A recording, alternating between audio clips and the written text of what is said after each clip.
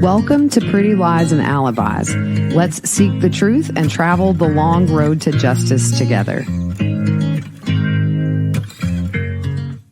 What you know, Alibis? Welcome to another episode of Pretty Lies and Alibis. I'm Gigi. Hope you guys had a great weekend. We did. Yesterday, we celebrated Grammy's 89th birthday. How awesome to celebrate her 89 years on Earth. She is healthy. She is happy. And what a blessing to our family she is. That's my ride or die. Thank you guys all for the birthday wishes on social media. She read them and is just blown away that people from far and wide know her name and know who she is and wished her a happy birthday. So thank you guys for helping make her day extra special. If you ordered tumblers last week, they are out of stock. So I'm working with another distributor to get those orders out. They may be a few days later than they would have been, but just wanted to give you an update here just to let you know I'm working on it. Early episode today, my youngest, Sarah Rose, got a spider bite on her arm over the weekend. We had to go to the pediatrician, and she is on some medicine that's making her feel really nasty. So we're going to couch it up until 7 o'clock tonight Eastern. I'm going to hop on the STS podcast. I'll put that link out on social media. Can't wait to talk. We're going to be discussing the Rachel Morin case. Still no suspects as far as I've heard today. Very scary and sad case there out of Maryland. Another thing that I'm going to start doing on here is my contact in prison has set me up with somebody who just recently was taken off of death row and her sentence was then changed to life. So I'm going to get some insight with this woman on what's it like living on death row for 20 years with the threat of death hanging over your head. What's it like being isolated from the world for 20 years and then thrown back into general population? Think about how much society has changed in 20 years. I think you see those changes in general population with the younger generations that are coming in. So I'm curious to see what her take is. We are doing some questions and answers with my contact. We'll be doing the same with this death row inmate. So you can send me an email, gigi@prettyliesandalibis.net. If you have a question, you're not on social media. If you're on Facebook, Twitter, or YouTube, go to the community page on YouTube. I've asked that question so you can respond underneath, and I'm just shooting these questions to her. Sometimes there is a delay with me getting responses because everything is read and monitored before it's given to her or sent to me. So we're going to do that, and it'll be an interesting perspective. Big thank you to Karen from South Africa for these amazing paintings of JJ, Tylee, Charles, and Tammy. She sent me the digital copies. I am forwarding those to the families.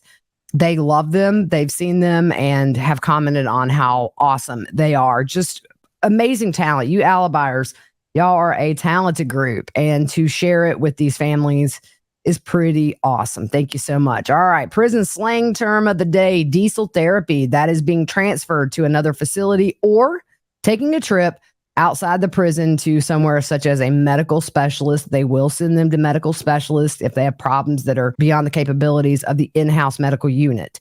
My contact does not take these trips, even if she has issues that need to be seen.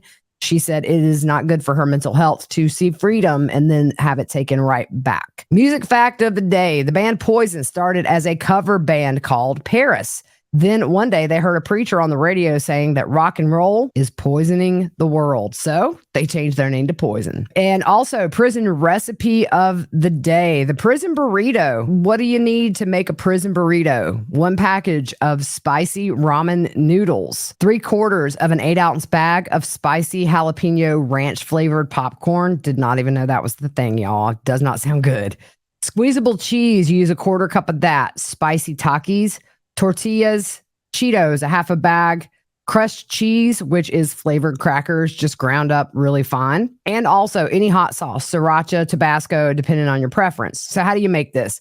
Before opening the pack of ramen, you crush it. You pour hot water into the bag to cook those ramen noodles. Make sure to tightly close the bag. You prepare the burrito stuffing while the ramen is cooking. You merge up the jalapeno popcorn with the ramen seasoning. Afterwards, add the crushed cheese crackers, hot sauce, the crushed Takis, and the squeezable cheese. Take a plastic popcorn bag, mix all that together, put on the cooked ramen noodles, roll out the leftover cheese on the tortilla, shower with your choice of stuffing, and afterwards you wrap it cut it up to however many people you want to share with, or eat the whole thing yourself. So I've had a few questions about why not name my contact in prison. And the reason is simply because this case is not new. It's older. It's over 10 years old. And I don't want to expose the victim's family to anything that might reopen a wound or cause them any pain or cause them to have to revisit anything they've worked past. That is the number one reason. It's a fine line to walk doing this because first and foremost, I like to be a voice for victims. And I respect the jury's decision in what her verdict was. She is going through some appeals right now because California recently changed their laws to where if you were not the actual killer of somebody, but you got a life sentence or a murder charge because of that, you can have your sentence reevaluated. But for the most part, it's a fine line to walk because I don't want to make anybody think that I'm kind of going back on who I am. But one thing to consider, I've known her since childhood. And also, I started talking to her when I was pregnant with Sarah Rose. So way before this podcast was ever even thought of or conceived, I've been in contact with her. And then ultimately, once I started the podcast, we both were talking about how it would be informational to put this out there. And I had somebody say this should be required listening for like high school students and young adults. My contact said, absolutely. If this keeps one person from ending up where she is, it's worth it. And she's glad to share because really she doesn't have anything else to do in her downtime. And so we pop questions back and forth and it works out pretty well. Moving on to Lori. We were just talking about her first days. We may go back as she thinks of things that she recalls from being in intake. She will hear people talking about her and a lot of times not to her. The staff may be rude or cold to her. She will get off a bus, strip searched before being given a prison uniform, then processed. That is paperwork, the taking of her property, housing assignments. The most surreal part of the paperwork is writing out in the case of death. Lifers, death row inmates, and elderly all know this is their reality. They will die behind bars. And most people don't realize how important it is to keep your emergency contact information up to date in that prison. Just last week, my contact had a friend who passed away in prison. This person did not update the contact information, so it took a few days to notify the family that she had passed away. Most prisons will make new prisoners watch orientation videos before you're placed in your unit. Unless there is a verifiable threat, all prisoners must be housed in general population. She is in prison with the Turpin mom. That was a case a few years ago that was pretty much all over media, where the two parents had 13 kids that were malnourished. Some were shackled to the beds. Very sad, severe case of abuse. You can look it up if you want. She was forced into general population until she was beaten so severely that they sent her to segregation. Lori will have to try general population until something happens. Most prisons do not monitor for Lori being manipulated on a daily basis as long as it's not hurting her, because that is a very common theme in prisons. If she manipulates an elderly or disabled person and is reported, she might get in trouble. But on the flip side, Lori can manipulate general population prisoners all she wants, but she's going to be manipulated in return. The only known prisoner that was separated due to powers of manipulation, as far as my contact knows of, in California was Charles Manson. So that's interesting there. You're not going to be put away because you can manipulate and get people to do what you want. I asked if Lori could give interviews from prison, and she said she could with very few, if any, restrictions. She would have to sign a media release and staff would be instructed to treat her professionally and keep her healthy, but some will push the limits with her. Common tactics that might be used are, oops, I lost your medical records, delayed responses to inquiries about health concerns, assigning her to a room with inmates that are known to fight, and also giving worse job assignments. One thing to note, this is very specific to her prison, which is in California and not Idaho. But from the women that she's talked to that have been in other state facilities, seems to be a very common theme. These things kind of work in the same structure, no matter where you are in the country, it seems, in women prisons. I got a correspondence from her just this morning. Thanks to the last tidbits from my last quarterly box, tonight I made coconut lime curry over rice. She said that is a comfort food. And she said this week has been really hard on her. She's been very emotional. She finds herself on the verge of tears daily. There's constant prison drama right now. Her mother is sick with cancer and undergoing treatment and not doing so well. She has court drama where she is doing that appeal, having her sentence reevaluated, delays. Her friend passed away, and she said, to top it all off, I'm sick with earaches in both ears and her throat is sore. She said, I want to be whiny and needy, but nobody around me can do anything about it. And really, nobody cares how bad I feel. She said, during intake, sometimes it becomes a testing ground. So people with high profile cases can be a huge target right off the bat. A new intake might be looking to come in strong and go into Gen Pop with a reputation to avoid becoming a target themselves. But on the flip side, the reception yard is also where officers are the most strict to ensure the rules are known very quickly as soon as you get there. The reception where my contact is has a high frequency of violence in reception right there as soon as you get there. A lot of it stems from new inmates just being angry, scared, intimidated, and just on fight or flight mode, ready to fight. She said any feeling of being safe is gone forever. The minute you step out of your bunk to go to meal, to go to work, to go to rec, you risk being caught in the crossfire, so to speak, meaning you may get a whiff of the pepper spray meant for two fighting inmates. You might be targeted, or just being in the wrong place at the wrong time could put you in the middle of a very bad situation. And the whole yard is treated according to your unit's highest risk factor. She said in the yard, you really need to be constantly moving because when you see a group of inmates standing around in a group, that group can be perceived as a threat to others, even if that's not the case. And it could make you more of a target if you're seen as a threat. She's been in for 12 years. After about 10 years, she noticed with herself and with most people that communication with people on the outside dwindles from family and friends. And you may have a few that you regularly talk to. That's why you see so many prisoners signing up for these pen pal sites, is because over the years, family kind of turns their back or move on. And friends don't typically want to be associated with somebody who's been convicted, especially of a violent crime. So that's why you see a lot of these prison pen pal sites. She stores everything she owns in a very small square locker, and the rooms are to be kept tidy or you can get written up and have privileges taken away. Not only that, your cellmates can be very, very picky, especially to new intakes. They will let you know. I think on the last episode, we went over how her first cellmate told her, keep your hair pulled up. I don't want hair all over the place. You really have to be compliant because to fight that early on, you're going to be a target. Where she is, they all have different levels of IQ and developmental stages cohabitating. All ethnic, religious, and gang affiliations are mixed.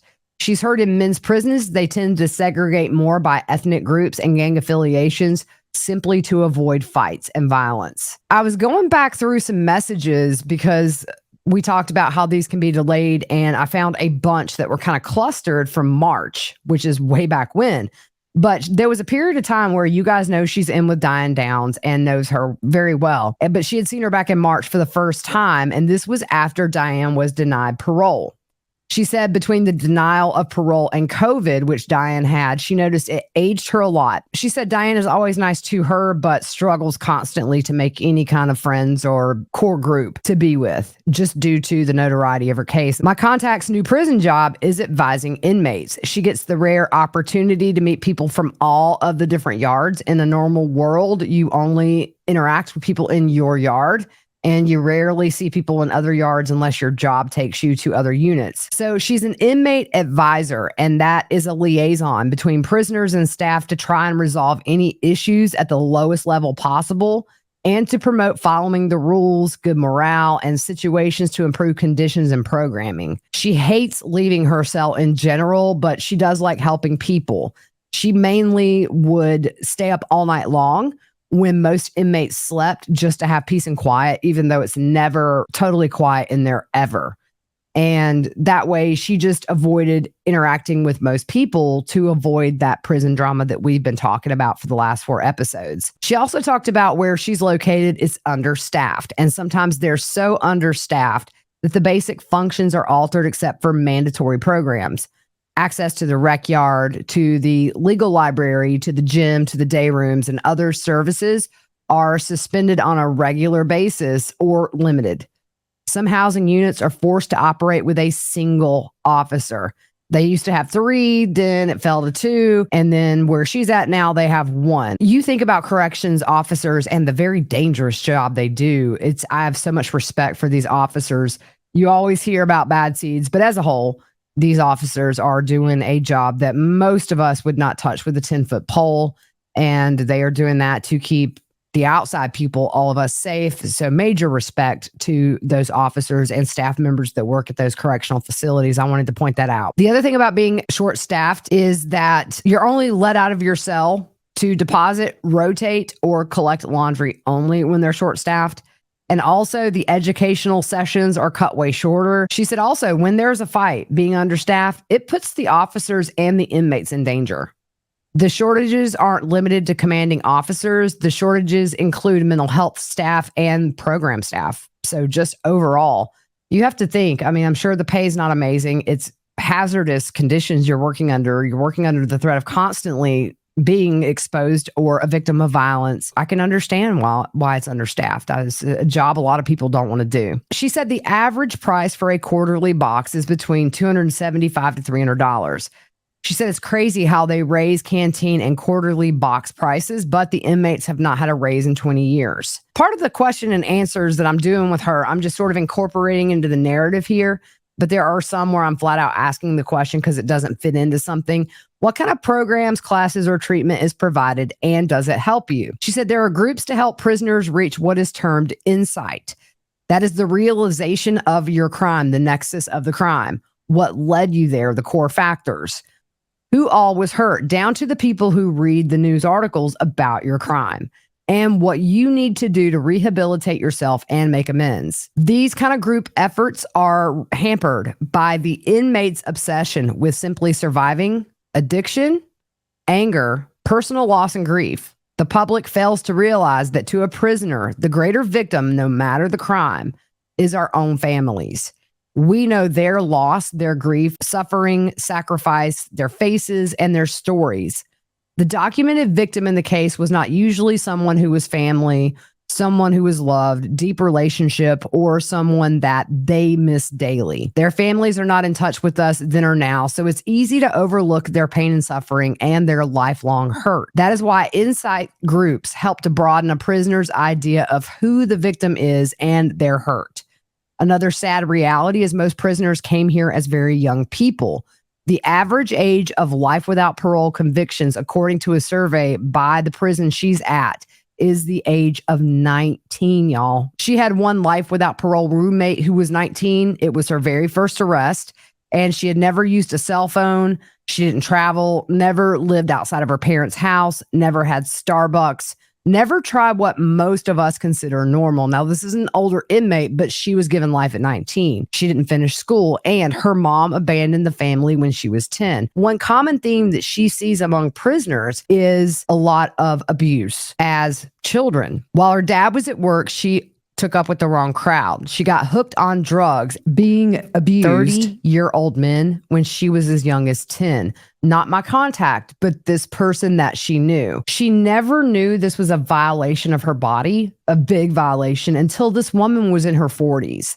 Her story is not rare, and she said it is not the saddest one she's heard either. These women did not choose the life they were given, and they have massive guilt and regret, and with time and guidance, they reach for remorse and heal that abused child, and then they become adults in prison. Sadly, having life without parole, people with sentences beyond their lifespans, they get sober, they rehabilitate and reform only to live and die in prison. As far as medical, somebody had asked about medical treatment in prison. She said their health care is a joke, like so many of their other programs. This place expects roommates to take care of the sick, the weak, and the elderly. It's not fair. We can barely take care of ourselves. She gave an example where mental health told another girl that since she is leaving in November and getting paroled, there's not enough time to give a diagnosis of borderline personality.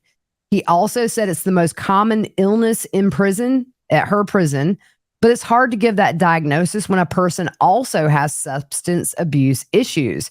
She said it makes her want to scream because addiction is a symptom of borderline personality disorder. She said with proper treatment, it can help borderline personality disorder, but it's just not at the level of medical care that we get on the outside.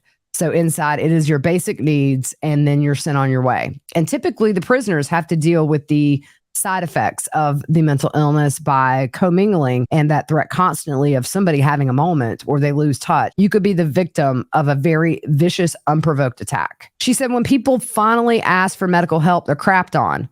Why should anyone ask for help? All this place does is try to keep you barely alive so nobody gets sued. For terminal or elderly, when they can no longer take care of their own needs and don't have a cellmate who's willing to help, they'll get sent to the medical unit. She said, as people in wheelchairs essentially waiting for compassionate care release or death. Each room has 1 to 3 patients and 1 helper. Once you are at a level where you need constant 24/7 care, you are sent to the skilled nursing facility. She had a prior job that sent her into this building, and she said it was super sad for her to see, and she never wanted to go back there because you lay in a hospital bed without any contact from the family you made in prison, since they're not allowed to visit or contact you.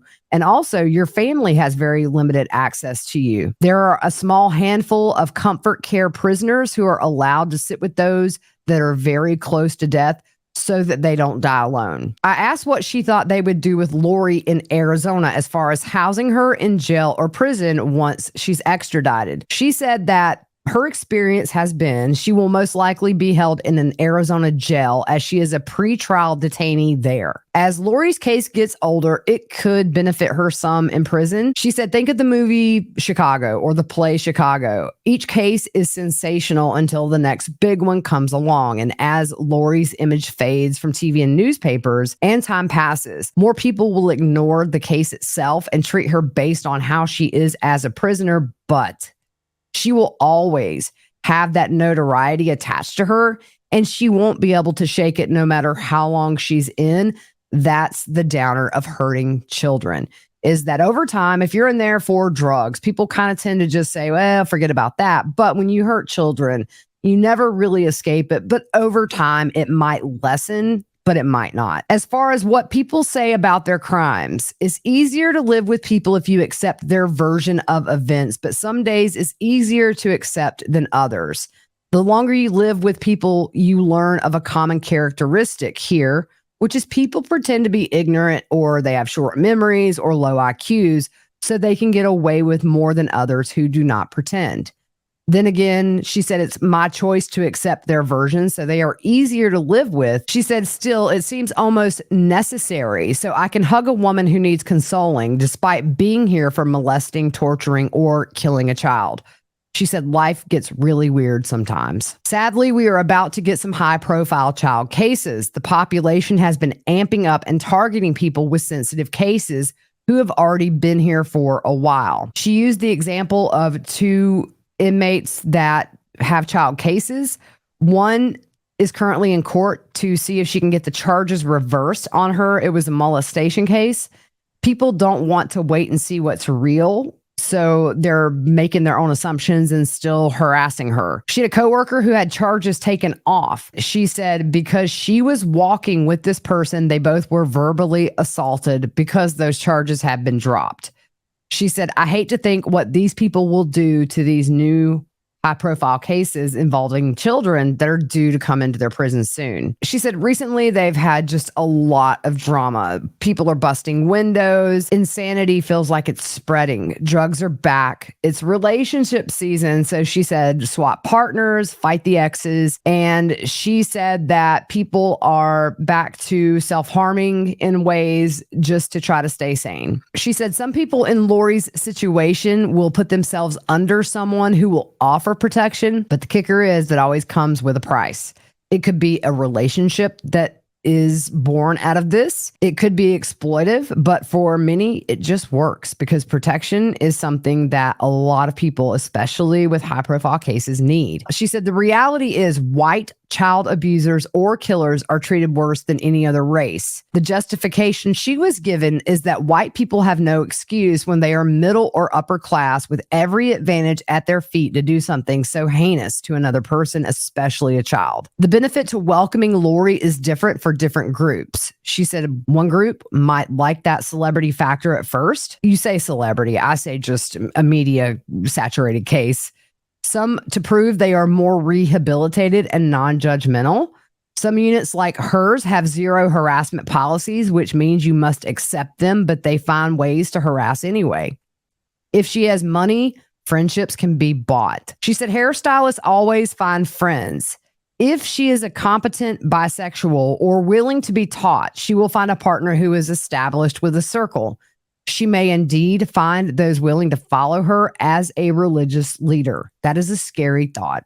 But she said that is totally on the table. For the most part, staff is not going to break up some wackadoo religious meeting as long as nobody is being physically hurt. So let's just see if Lori on our own starts labeling people as dark and light in there and starts taking lives, because it's not going to be as easy on the inside all alone as having help on the outside. Once she finds a room that is stable and they tolerate or just simply accept her, she can build from there.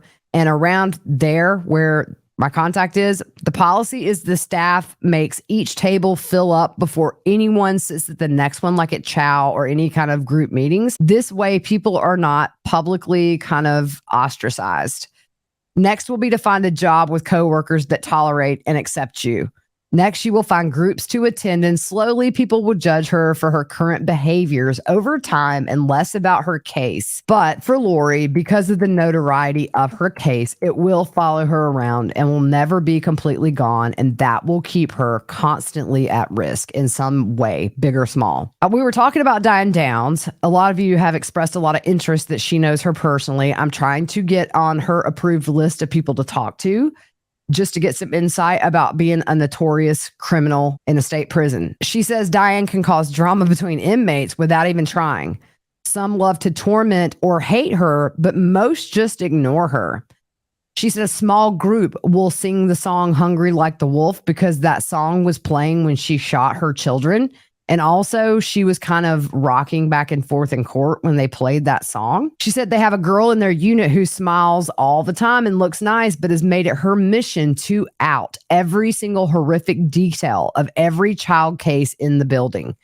In California, a person who doesn't protect a child is charged with the same as a person who actually harms a child. If your child was in the care of an abusive boyfriend and she says you go get him beer so he'll stop hitting you, and your child is harmed while you're gone, she has women in there she knows that were charged with murder or abuse, just as the person who did it. That's the reality of it. She said, I'm friends with many who have sensitive cases, and they have done years of work to address what happened, and this new girl can re-unleash the attention and attacks on them. And people like her are common in every prison. One example of an inmate with mental illness being in general population is one of her first cellmates. We talked about this. This was about where she said that she could dodge flying objects while making a cup of instant coffee. She said the first day in her cell, she was so afraid she did not close her eyes for 24 hours or more, or even really move. The second day, I tried to calm her down. That made it much worse. Day 3, I just ignored her.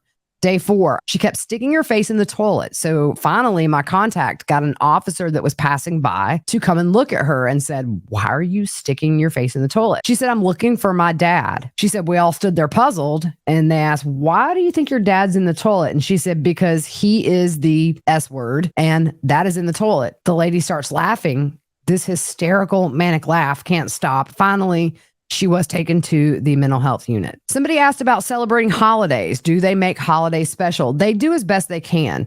Birthdays, your cellmates might make a prison cake. They might do some handmade decorations and arts and crafts. They might draw pictures and things like that. So they do try to make things a little special on anniversaries or holidays.